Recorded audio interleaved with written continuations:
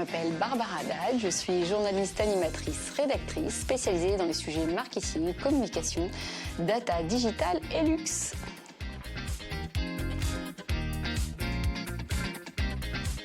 Eh bien, comme tout entrepreneur et chef d'entreprise, j'ai affaire régulièrement au service de l'URSSAF pour différentes formalités administratives. Mais c'est vrai qu'il y a quelques mois, eh bien, j'ai dû faire appel à l'URSSAF pour une demande un peu plus précise.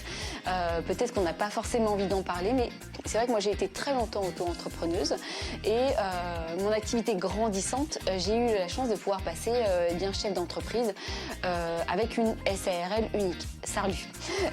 Sauf que en fait, il y a quand même un gap important entre l'auto-entrepreneuriat et ensuite l'entreprise en fait, en termes d'objectifs, de rentabilité. Et c'est vrai que j'ai dû faire appel à l'URSSAF pour demander une aide d'exonération d'une partie des charges qui m'étaient incombées parce que eh bien, je ne pouvais pas absorber ce surplus de cotisation.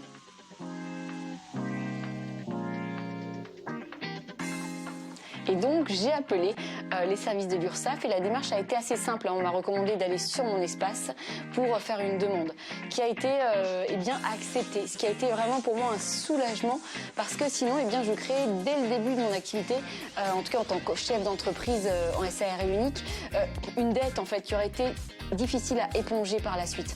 Donc voilà, je fais aussi cette vidéo pour remercier eh bien, les services de l'URSSAF parce que c'est vrai qu'on a tendance à les critiquer bien souvent et que c'est souvent vu comme une contrainte, mais c'est aussi aujourd'hui pour moi un témoignage qu'ils peuvent être, que c'est un service qui peut être au soutien des jeunes entrepreneurs.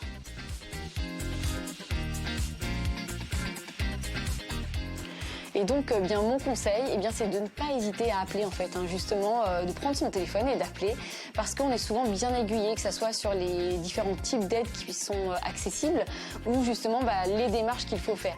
Et c'est vrai que si on est uniquement devant son ordinateur, ça peut être un peu intimidant, où on ne sait pas vraiment comment faire. Et là, aujourd'hui, en fait, eh bien, avec le téléphone, ça peut paraître archaïque, mais si, ça reste un accompagnement vraiment utile.